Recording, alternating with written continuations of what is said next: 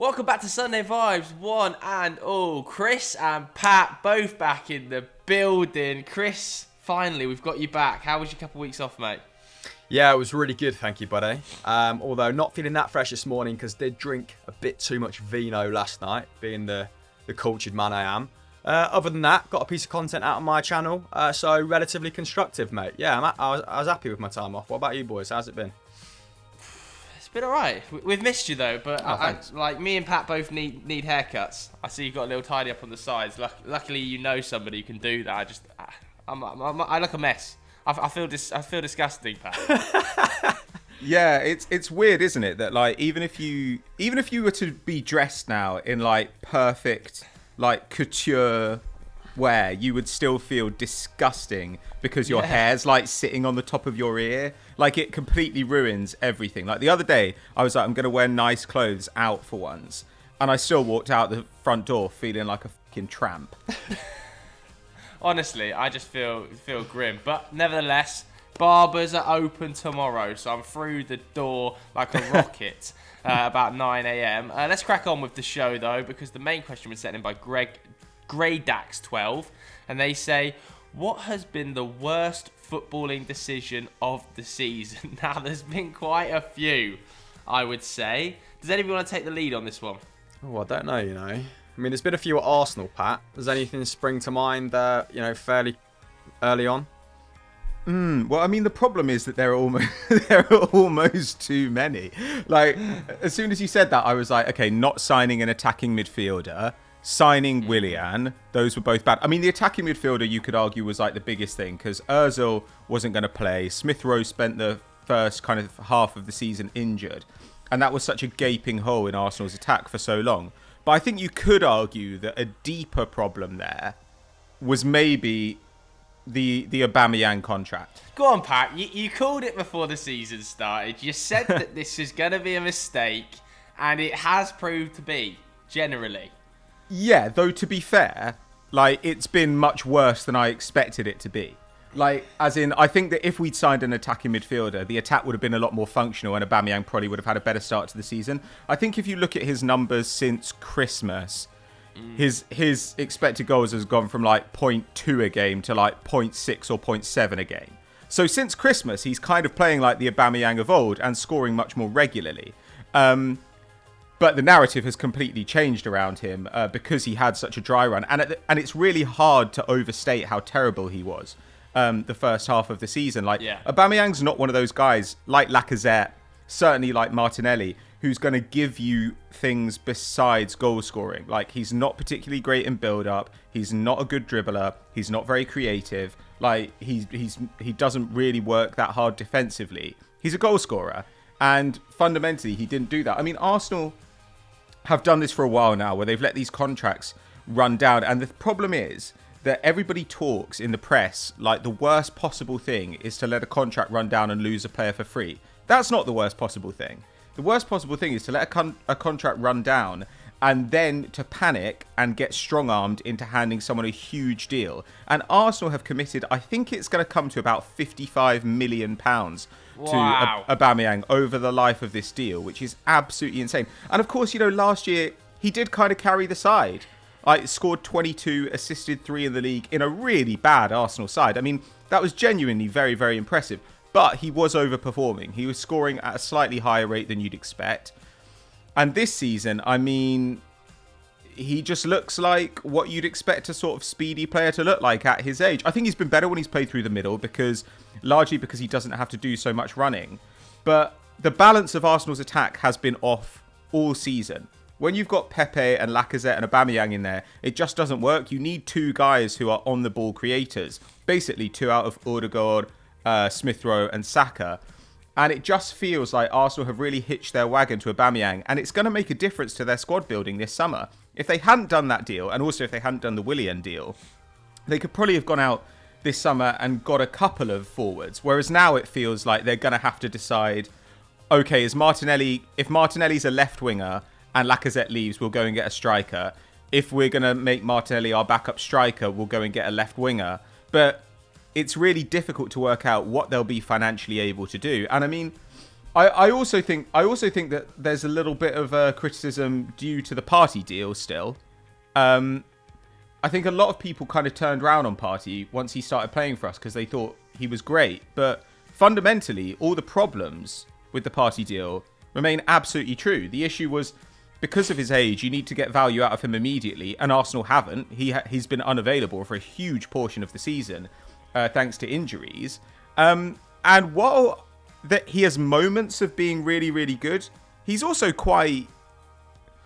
I don't know, he can be quite sloppy. He can try and do a bit too much. I feel like he's not at full fitness, and so he attempts kind of running past players with the ball, like ridiculous things that maybe at full strength he could do. But at the moment, he's just not quite there. And so while I think that Partey is an excellent player, I think that he's been like really quite shockingly sloppy in several games, especially since Christmas. And so I don't think there's really been any unqualified success in Arsenal's team. When you look apart from maybe Gabriel has proved to be an excellent signing. Everybody else, you look around and you think, no, the bright spots in Arsenal's season are Smith Rowe taking a step forward, Saka turning into a star, Tierney getting fit and playing incredibly well. You know, Arsenal's actual decisions, I think, have broadly been terrible. I have to say, I fully agree with that, and I have to hold my hands up that I for one was massively behind giving Aubameyang that contract. I thought that it would be a disastrous decision to let him go because of the number of goals he scored for Arsenal, but like Pat says, I think he's proved Pat's decision has proved out to be correct. When I was watching that Liverpool game, I thought that was one of the worst performances I've seen under Mikel Arteta against Liverpool. It was absolutely shambolic. And from Aubameyang or from the team as a whole? From the team as a whole, to be honest with you. Yeah, the team was all dreadful. But equally from Aubameyang too. Sure. I thought the sort of front four, or maybe more front three, you know, that Pepe, Lacazette, Aubameyang, off the ball, like there was just no pressure on Liverpool at any stage. When you don't have Smith Rowe and Saka in that side, and like you say, those guys play, it's so lazy. Like Aubameyang, his lack of willingness to press now is so concerning. I just don't, like you said, now they've hitched their wagon to such a long contract at such big wages. I don't know where else they can go other than sticking by him and potentially selling Lacazette in order to free up funds for another role. Because if they give Lacazette a new contract as well, which is obviously being talked about at the moment, and you've suddenly got Willian, you've got Lacazette, and you've got Aubameyang on fairly chunky contracts, I just don't see where the funds come and the opportunities come for young players being signed. I think your decision, Pat, was been spot on, and the Aubameyang contract now looks like a massive mistake. What do you think, Hamster? Yeah, there's probably still time for him to not reverse his season, but still to make an impression, right? Because Arsenal do have a relatively easy run in. So I'd back him to add to his, 9 goals has he got so far this season? I think he's only scored in 6 games, hasn't he? Last season he scored in 17 fixtures. So he has been alarmingly absent, even when you remove like Arsenal's form against bigger sides, which actually was good under Arteta, at least to start with, wasn't it? But yeah, I don't think there's too much more to add. I think big clubs need to take a leaf out of Manchester City's book in terms of how to treat like big players post the age of 30. Obviously, Chelsea used to be quite militant with it, didn't they? Which is ironic because they actually do love signing a striker who's like on the cusp of 30 or who has just turned 30, like Hernan Crespo, Shevchenko, Higuain spring to mind. And they're actually favourites to sign Sergio Aguero, which is kind of where I'm going with this. But yeah, I think a lot of big clubs have been guilty of it. Like players, 30, 31 having outstanding seasons and them getting emotionally attached to that player and thinking they'll be able to sort of replicate that form into their mid-30s, which is very, very rarely the case. Like Jamie Vardy is an exception. Teddy Sheringham was an exception. I can't really think of any of the players off the top of my head. But yeah, I was going to go in a different direction with this because I put a tweet out a couple weeks ago and it was loosely related to this. And a lot of people were bashing Liverpool for selling Lovren or not replacing him correctly, which I think is pretty unfair. Because at the start of the season, I remember being pretty amazed that Liverpool got £10 million for Dejan Lovren. And I think they actually started the season with 5 centre-backs, didn't they? After recalling Nat Phillips, after promoting Reece Williams, Joel Matip was going to be that guy that rotated in and out despite having those injury woes. So I sort of disagreed with it, but when you look at the business Liverpool have conducted since, I think it was a couple million on, is it Sepp van der Berg, who was then loaned out to a championship side. I think he was quite prodigious, wasn't he? I think he was maybe 17 or 18 at the time, so that's fair enough. And then, of course, they've added Kabak, they've added Davis, they added Tsimikas at the start of the season for 11 mil. Didn't play him. So while they got good money for him, I think some of the business for Lovren, some of the business they conducted after maybe detracted from getting like 10 mil for him, 20 mil for Rhian Brewster. And yeah, maybe you look at the calibre of Nat Phillips and Reece Williams and you think maybe they could have done with one more. But they were so fortunate the season before that I think people just expected that to continue. And they did try and make amends in January, didn't they? But yeah, maybe Liverpool could have added another centre-half in the summer. But I am quite forgiving of them snapping Zenit St. Petersburg's hand off for that 10 mil they offered for Lovren. What about you boys? Because it was a contentious one on Twitter. I do know what you mean, and I think at the time, it has to be said, I particularly remember Dougie Critchley saying, this could be a mistake if they don't sign a player, and I think that has proved out, because obviously it felt like they reinvested that Lovren money into the Thiago deal, more so in my mind. Like, obviously, I think they took, like you said, 10, 12 million for Lovren, and then it was a £5 million initial payment, wasn't it, for Thiago, and I think it's £5 million for the next 4 or 5 years as well, to bring him to the club. But now you look back on it, it's easy with hindsight to say that really it was only 3 centre-backs, wasn't it? Because Reece Williams is so unproven, because Nat Phillips was coming back from, I think it was Kidderminster Harriers at the time. And Nat Phillips was Stuttgart, really, I think Reece Williams was Kidderminster, yeah. Yeah, other way around, yeah, sorry. It was kind of only really Van Dijk, Joe Gomez and Joel Matip. And when you look at 3 centre-backs across the course of probably what was going to be a 50-game season that was going to be tightly constrained, you knew for a fact it was going to be a game every 3 days. Those 3 senior centre-backs probably now, it's quite clear that wasn't going to be enough. I think Fabinho, they earmarked Fabinho, didn't they, at the start of the season as their 4th choice centre-back. And that sounded relatively sensible. But he's good there, but the trouble is he's so much more effective and key in their midfield. Sure, like, he frees up so many other players. I just think that that now does look like a big error, selling Lovren, or at least I don't think it was selling Lovren. It was not replacing Lovren in the squad. All well and good selling Lovren, probably the time to sell him. Like you said, got a good fee, but to not bring in another centre back, Pat, I think was probably a mistake. Now you look back on it.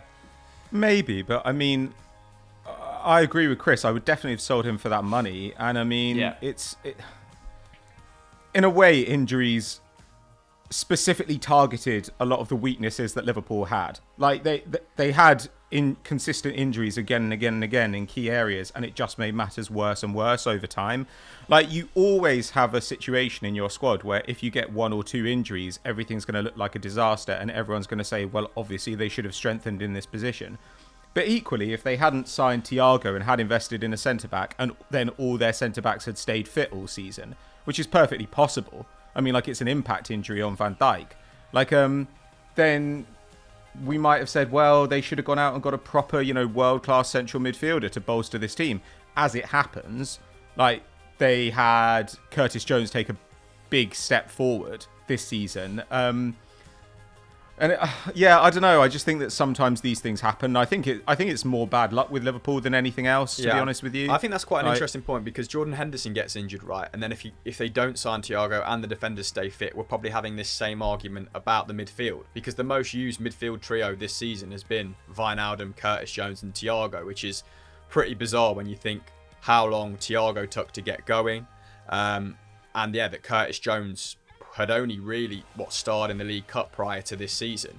So they've kind of had these issues in midfield as well, right? And it has taken a lot of energy and a lot of efficacy out of that midfield. So we're not far off from maybe having that argument further up the pitch as well. And they did sign Diogo Jota. So Yeah. They spent a lot of money covering an area that was probably more pressing, right? But it just so happens all the forwards have stayed fit, but Firmino's form has bottomed out.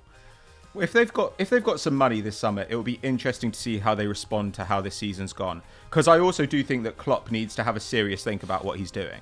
Like, I mean, we've talked about Trent and Robertson being hugely overplayed over the last couple of seasons. They went and bought Tsimikas in the summer, and he's barely played. So once again, he's had injury problems as well. Once again, though, Robertson and Trent have been overplayed, and obviously this season is going to roll straight into the Euros, which will roll straight into next season, which will then roll into a World Cup year. Like, I mean, this is pretty concerning. So they're going to need to find a way to either get around the fact that they're very reliant on those players, or to buy players who they actually trust to fill in for them. And if they don't do that, then they're going to have exactly the same issue at some point in the next couple of seasons, but with their fullbacks. And in the case of the fullbacks, I think that the system can't cover for them in quite the same way. Like, if I were Liverpool, I would rather lose centre-backs than lose fullbacks. Because centre-backs, I think, if you've got a solid system, you've got a solid midfield in front of them, you can kind of deal with it. As has been shown by the fact that Liverpool still have, I think, the 5th or 6th best defence in the league by expected goals against. And actually, they've only conceded, I think, 3 goals more in the league than Man United. You know, like it's not like absolutely god-awful.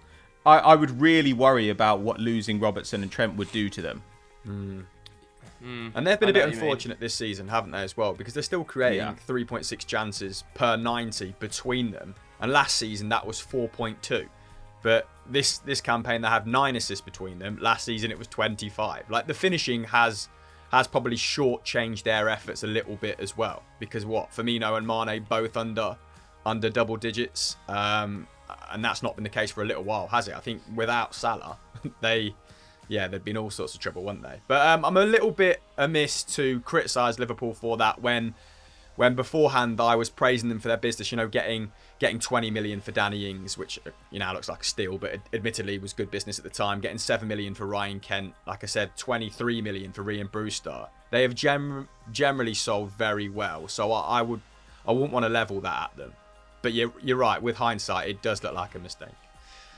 All right. Any other ones amongst the sort of top teams before we start dropping down the division? Because there's some very clear mistakes, I think, at the bottom of the What table. about signing Bale? That was contentious. Me, you and Doogie had a little debate at the start of the season, and it looked bad, then it looked good. Now it kind of looks middling. What are we thinking?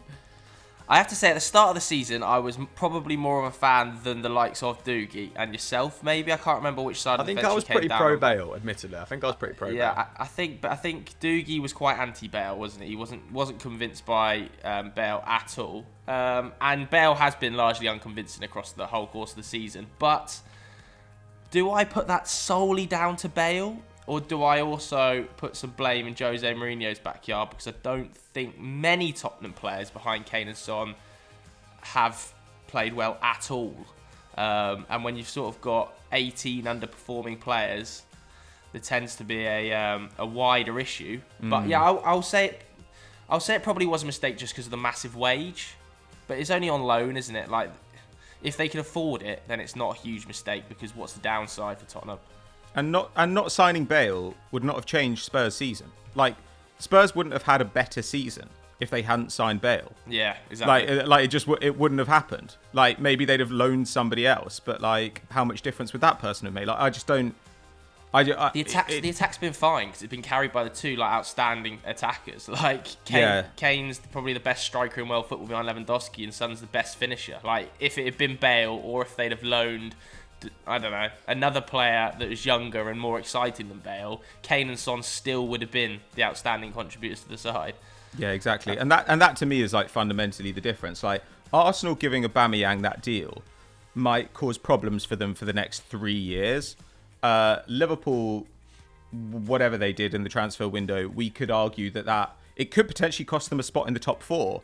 Tottenham, if they hadn't signed Bale, I don't think they'd be better off. Like, I mean, the best decision they could have made would have been to like have a different manager, but they obviously weren't going to do that. So I guess I just don't see Spurs having a different season as a result of this move. And to me, that's what what biggest mistakes kind of implies, right? If it came out that they missed out on a defensive target because of the funds that they dedicated toward Bale, you know, like Everton signed Godfrey, didn't they, for 25 mil? Arsenal signed Gabriel Magalhaes for 23 mil. I think we're led to believe that the Bale package is going to cost in that region, right? But I don't remember. They did sign Joe Rodon. Yeah, exactly. They bought 3 defenders. I don't remember. Joe Rodon cost 15 mil. I don't remember. And they got a left back and a right back. I don't remember them missing out on any primary targets because of Bale. Like, I think their recruitment was all but finished. Yeah, I mean, Rodon was a little bit more of a project player, wasn't he? I'm talking like first team additions here, because the defence was the obvious place to add to, right?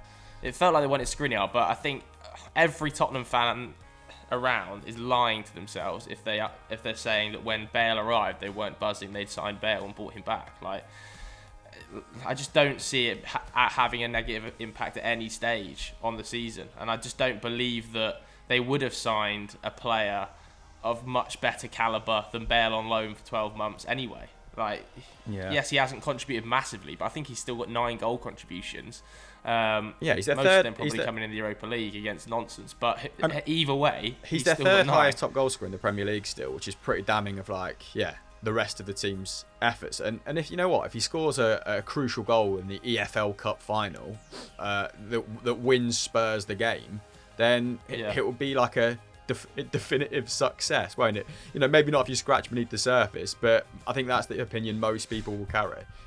And the amount of Tottenham fans I've seen, like, begging Jose to play a front three of Son, Kane and Bale at multiple stages of this season, like, sums up the fact that this can't have been a failure. Like, even now, I still see Tottenham fans on my Twitter going, play Son, Kane and Bale, please. So, like, it's not been the huge success that people thought it would be, but it also hasn't been a disaster. I think my failure of the season, I think, is going to be Sheffield United's transfer business. Mm-hmm. Talking about massive mistakes, undeniably horrendous. Spent £60 million, Sheffield United. And it started so promisingly, didn't it? They signed those two wing backs from Derby. I think it was Bogle and Lowe, was it? Yeah, who I really liked, and they cost $3.5 million a piece, and then it just went quickly south from there, I think.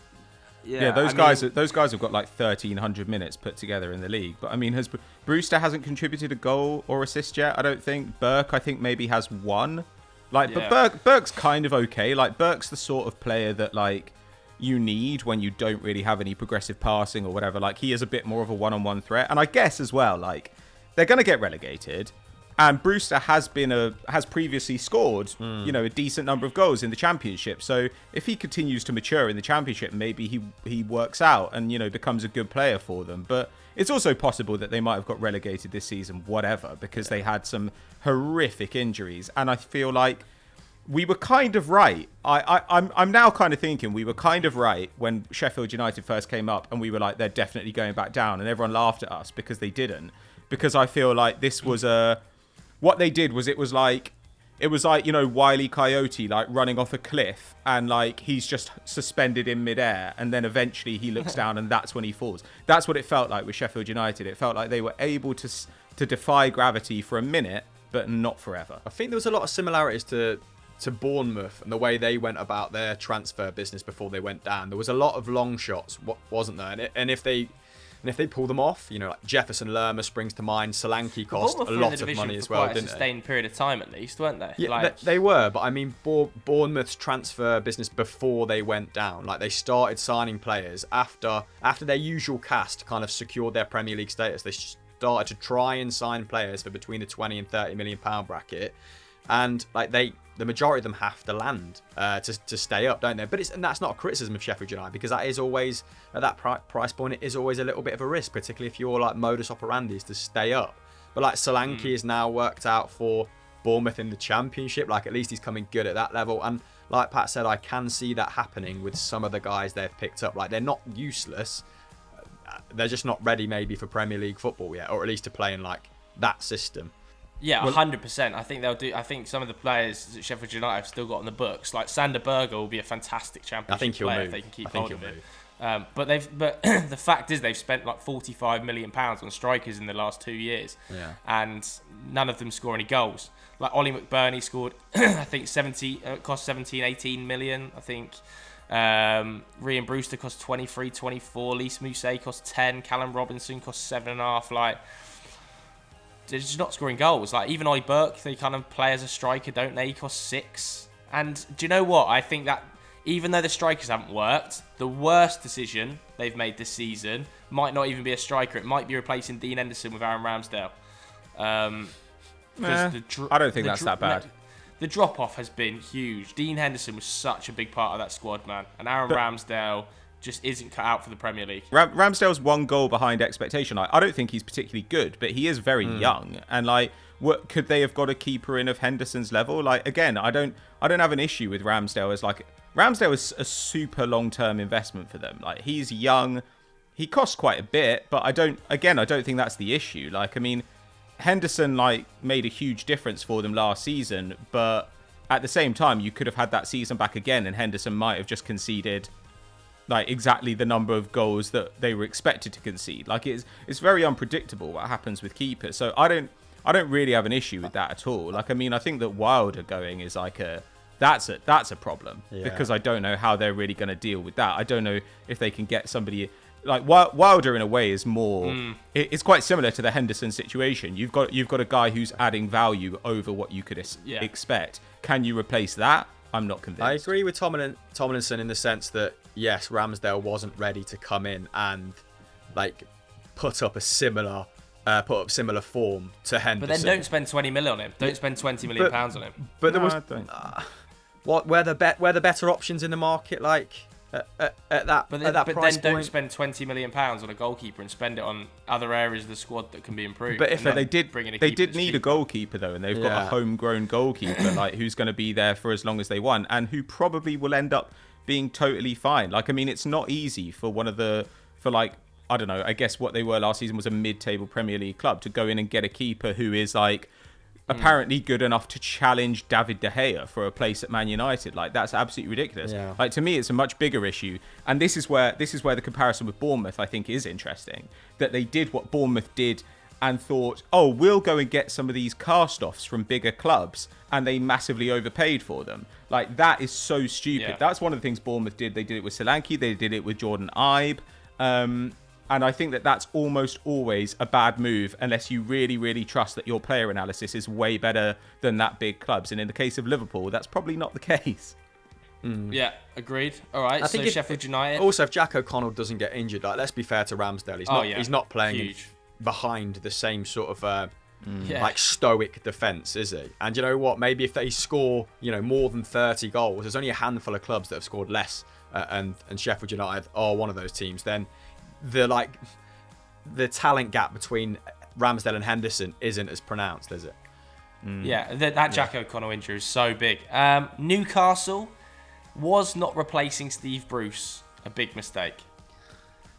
Oh man, I don't want to beat up on Steve Bruce because I feel like he is an easy target, but this is what under Steve Bruce, this is what Newcastle were always going to be, right? Like a team that were fighting relegation up to match day 30. Like, it was only going to be downhill from Rafa. And what was the highest finish that Rafa achieved? It was like 12th, wasn't it? So like, he's fully meeting my expectations. I think the biggest issue there is like, what are the expectations of the owners? Like, they just need new owners and a different vision, and then a guy that fits that in with that vision, right? They just don't have like a product. I don't think it's just to survive. I don't know.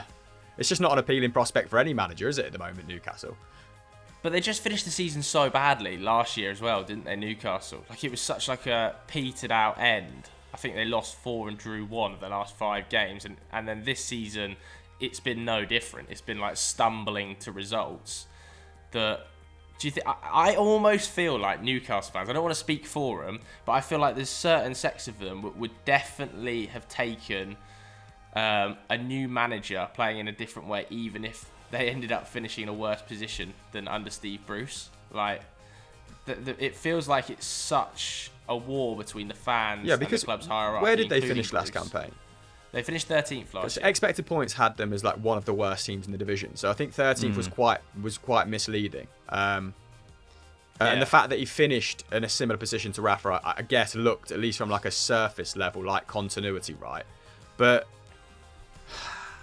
yeah, I mean they've conceded 50 goals, and people tell me that like again, well, you know, when we talk about how to survive in the Premier League, like that Steve Bruce is adept at it because of like a conservative style of play. But if you're not even like, if your defense isn't even watertight, they have nothing. Yeah.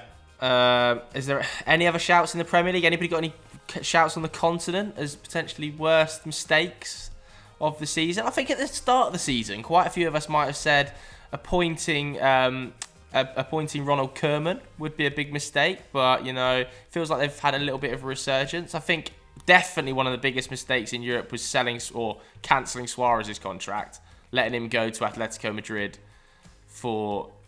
Did they end up paying him to go to Atletico Madrid? I think they probably did because they had to pay up his contract. No, they got they get money. They got $6 million for it.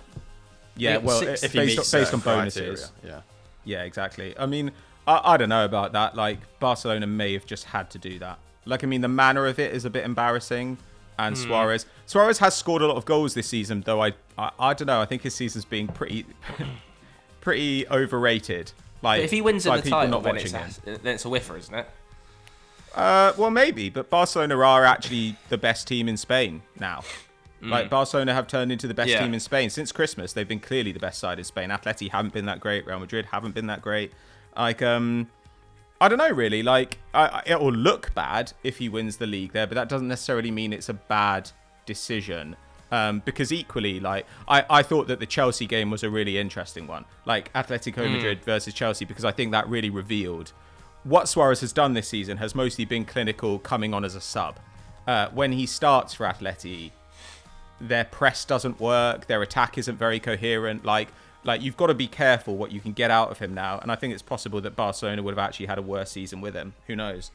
What about Pirlo? Do we throw Pirlo under the bus?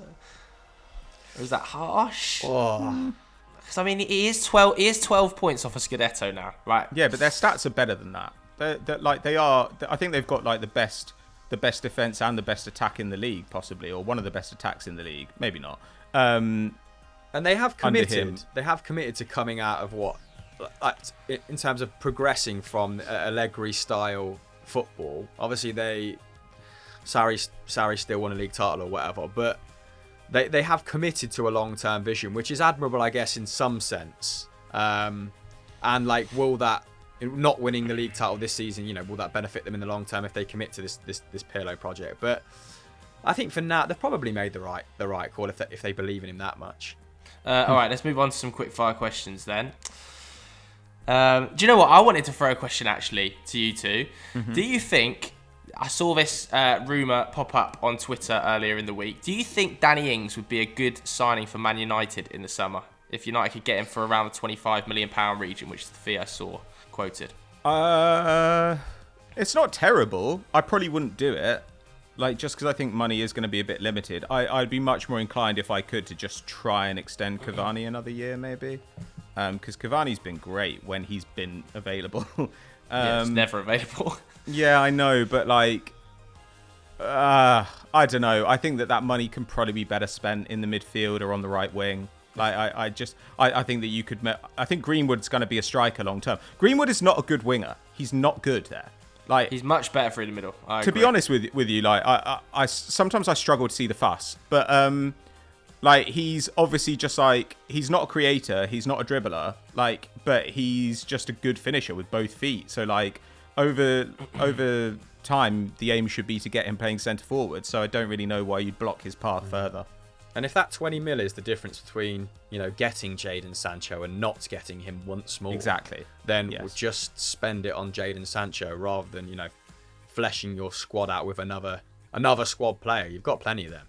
All right, fair enough. The next one was sent in by Gene, who says, "What out of work managers do you want to see come back, and to where?" Out of work managers. Who's all right? So we may as well have the Eddie Howe to Celtic discussion here. Sure. Hamster, are you happy with that move? Yeah, it's good. I mean, it's a shame that it's taken like an emphatic historical failure to modernise the infrastructure of the club. But it's nice that, you know, at least we're doing that, right? Like, we've got a new CEO. We're employing hopefully a director of football. It looks like it might be someone from Manchester City. And yeah, Eddie Howe is very open to working with directors of football. Apparently, there is some hold up on his end with regards to what backroom staff he'd want to bring with him. At this point, I would just kind of let him bring whoever he wants, because I think the options aside from Howe are probably, you know, they're quite frightening. Like Roy Keane, I would prefer for him to stay in the studio. Lucien Favre was quite an interesting prospect that was floated. He actually sounded out, you know, that he'd be interested in the job. I think that would be, like, it'd be interesting to have him inside the club and for him to bring that wealth of knowledge that he has, and perhaps update a few systems and maybe bleed a few young players. But yeah, Eddie Howe, the director of football, for me should be plan A. Yeah, I'm happy with it. Okay, so happy with that one. But like the likes of Max Allegri, Maurizio Sarri's out of contract. Like Maurizio Sarri and Max Allegri. Like Max Allegri feels like he's been out of the game for ages. He has. Like when was he? When was he last employed? 2 years ago. Like, I can't believe like he hasn't either accepted a job or even been offered one in that. But stage. I just don't. But when he left Juve, I mean, he was one of the most highly paid managers in the world, and I think he is quite justified given his achievements in the game in asking for a high wage. But the problem is the number of clubs who are willing to pay that is limited, and the number of those clubs willing to play, rightly or wrongly, what's perceived as a defensive style of football under Allegri, it's relatively small. So I mean, like, unless someone like Chelsea are now no longer that side who you go to if you're like a relatively defensive coach. So nobody in Germany can afford him. Like, people in Spain aren't going to get him. Like, it's just hard to work out where it is. I mean, if Conte like flames out at Inter, which is always on the cards, then it's possible Inter go and get him. But otherwise, I don't see a natural home for him, because he's not a good stylistic fit for the way that teams want to play now. I could see, I know Mancini's faring okay at Italy, isn't he? Like, I could see him, if he did a good job at a national team level, then maybe, you know, quickly getting back into management. But he took a year out, didn't he? That was like a conscious decision, and he was learning English. So it would appear that like he's got his heart set on a Premier League move. But yeah, maybe it would take something like a really we've discussed this before, haven't we? Wolves. Maybe it'd take like a really ambitious swoop and an overpay from a club like Wolves to get him back in the game. But yeah, I'm not sure where he goes either. I think Rangnick's an interesting guy. Like, Rangnick's obviously is he still out, Rangnick, at the moment? Yeah, he's not even working at Red Bull anymore, right? He left, didn't he? So I think Ralph Rangnick is like totally out of work right now. He's a serious project guy, though, isn't he? He needs a real project. He doesn't need it. I think he needs some freedom. I don't think you can plug him in. If you plug him into a stupid club, he needs to have the power to turn it over. Well, that was the issue with AC, right? Like, he want to be coach and director of football effectively for the first season. Well, and also I think that Pioli just like took off around the time that they were negotiating with Rangnick, right? They were kind of thinking, okay, we're going to need to like really turn this squad over, and then Pioli just came into form. But yeah, I think Rangnick would be an interesting guy. I mean, I don't want to see him there, but I think he'd be pretty good for Spurs, you know? I think he'd be a really good Spurs coach. That squad's set up quite nicely for him, and given that they notoriously have quite a thin backroom staff, I think that Rangnick could fill quite a lot of gaps there. I mean, the alternative is somewhere like Valencia that just needs to be burnt down and started again from the beginning. Like that would be a really interesting project for someone like Rangnick, just to put the structure in place, to get them working together again, to get them like buying cheap players rather than overcommitting to, I guess, guys whose best days are behind them. Like that would be an interesting move for Rangnick. But failing that, the Germany job possibly. Yeah, definitely. That's a great shout. If Hansi Flick doesn't take that, because there are rumours about Hansi Flick going there and then Nagelsmann going to Bayern, aren't there? But if that doesn't get taken by Hansi Flick, That's a great shout. All right, let's do one more quick fire then. This one was sent in by Vassi. He says, if West Ham get top 4, should Moyes be manager of the season? Yeah, probably. I mean, if Pep wins the treble, then he has to, isn't it? Sure. So, like, there's just as many caveats around that as West Ham finishing in the top 4. Like, if David Moyes gets West Ham into the top 4, he's undeniably done an unreal job. And knocking a club like Chelsea or Liverpool out of that contention in the process is ridiculous feat. But it's still not as ridiculous as winning potentially a quadruple if you're Pep Guardiola, which is very much on. So, yeah, I still would say Pep, but mate, Moyes has been outrageous this season. And I think that team is, if they can, I wonder if they'll secure Jesse Lingard on a permanent. I think they'll probably push pretty hard to get it done, but it's actually like definitely moving in the right direction. Some of the players aren't massively old. Like, if they can keep hold of Rice this summer, which I think they probably will because of the COVID marketplace, then they've got a pretty solid foundation. I think they made the Craig Dawson move permanent this week as well, which is just hilarious. But he has had a good season. So a couple more of the right additions, and they could well be like a solid top 6 team under Moyes. And I saw a lot of people saying, like, criticising Man United for, not giving Lingard a chance or for letting him go prematurely. But this is like the perfect situation for Manchester United. Like, it couldn't have gone any better. If they get 20 million for Jesse Lingard, given he was the forgotten man 18 months ago, that is, perfect. And you can reinvest that money. Let's hope that you do it sensibly. But just as a little side note, people saying that, Man United have missed out on a trick here, I really don't agree with. And it's great to see him, definitely not. On a human level, just enjoying his football again, which he wouldn't have if he stayed at Man United, would he?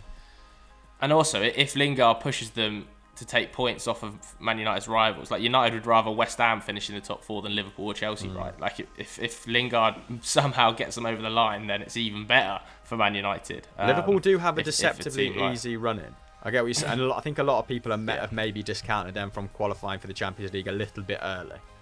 Yeah, we had this discussion on Monday. Like, I think we a few of us said that me, Zach, and McCubbin, and McCubbin were quite positive about Liverpool finishing in the top 4, to be honest with you. But then, having watched them against Madrid, I'm not. They're just back to being all over the place, weren't they, after a really professional performance against Arsenal? But anyway, let's move on. Finish with a personal question then. Siva says, rank your favourite alcoholic beverages. Let's do our top 3s then. What drinks making the top 3? What we're talking about? Do these have to be like? Out?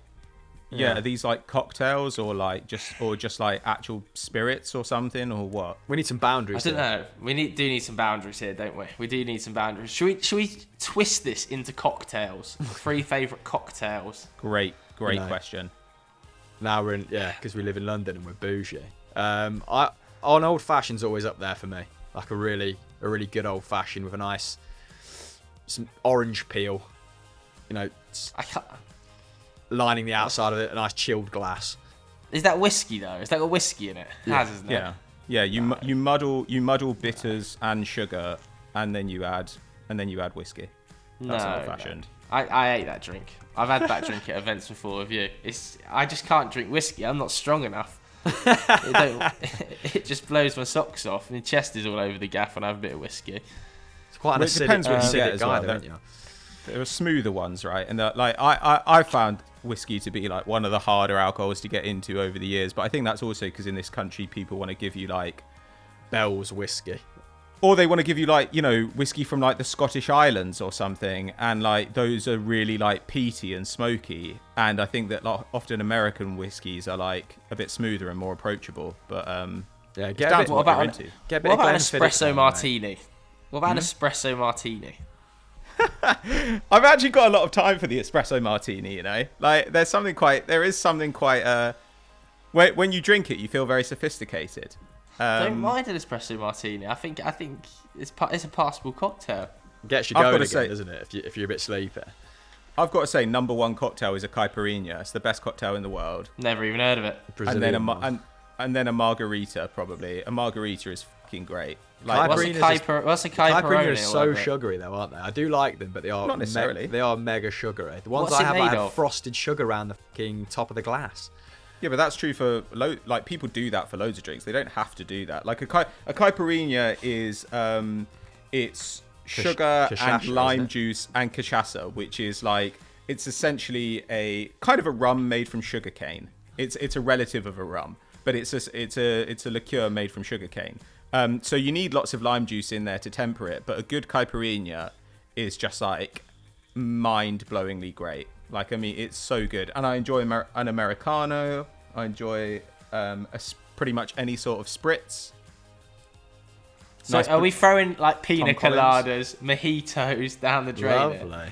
The Some obvious classics. ones. Pina coladas are absolutely disgusting. Mojitos are fine. Mint juleps are pretty good. What about a dark and stormy Tomlinson? You like a bit of rum, don't you? A bit of ginger beer. Yeah, it's not terrible. What about a daiquiri? You've got a bit of a sweet tooth, haven't you, mate? The thing is my cocktail knowledge is really basic. It's like mojito, daiquiri. What's the one that's like half black, half white? I literally don't know what you're talking about. Are you talking about Cuba Libre? What are you talking No, about? no, that's too complicated. I wouldn't know that one. They No, serve it. it's in, not they served complicated. it in It's Coke Simmons. and rum and They and served lime. it in Simmons. Oh, it might be that. I don't know. It's like a Coke cocktail, Hamill. They serve it in Simmons. It's half and half. It comes in a tall glass. What do you mean it's half and half? Half what? Half Coke, I half don't know. booze? I can't remember the name. Are you? I think breakdown. you're talking about. I think you're talking about just like a whiskey and Coke. No, I'm not. Somebody will put it in the chat and it'll be like really Coca-Cola. obvious, but I just can't think what it is called. Cocktail. But you don't need. The thing is, though, you don't need to know loads and loads of cocktails. You just need to know the ones that you like. Like, so long as there's one that you can get somewhere, you know, when you turn up at a place. Like, any kind of spritz is like what I want in the summer. Like, everyone can make you a margarita, or they should be able to. Like, everywhere's got, and the good thing about an old fashioned, you know, is that everywhere's So Long got, Island iced tea. Long Island iced tea. is what I they're was thinking fucking of. lethal. They are. That's what I was thinking of. They are lethal. Just Yeah, a they'll dash put you of on your Coke in arse. it. That's what I was thinking of. But we can't really decide it. So go on. What's your favourite then, Hamill? I can't remember the name of Pat's because it was complicated. Yours is just an old fashioned. It is, mate. It's Is it? literally like a super common cocktail. Is it? And then I'm going for. Long Island iced tea. I'm just gonna go for like a daiquiri. I just have no imagination. There's nothing wrong with a daiquiri. Right. Anyway, that's the end of Sunday Vibes for yet another week. Anything we want to point to? Pat was on the podcast. You were on the podcast. Oh, I We were was, talking about yes. some of the biggest mistakes, failures, disappointments of the season. So actually a sort of related topic to this one. And my God, it's been a season full of failures and disappointments. And I imagine that next season will be as well, given that nobody has any money and everybody's super overplayed. So it might be a bit of a negative next 18 months in football. But yeah, we enjoyed it. I managed to provoke you into giving us a bit of a VAR rant as well. Yeah, true. Hamster, anything to point to? Just getting my feet back under the table, mate. So I can't pluck a title out of my head. But what did you do on? What are you doing on We Need to Talk this week? I don't Undecided. know. Yeah. Leave that to the very last minute. Maybe you if should got rank an some idea. cocktails, mate. Yeah, I'll start doing that. But anyway, yeah, that's the end of another episode of Sunday Vibes. If you enjoyed it, make sure you hit the like button, hit subscribe. Thanks very much for watching. See you later. Bye. Bye.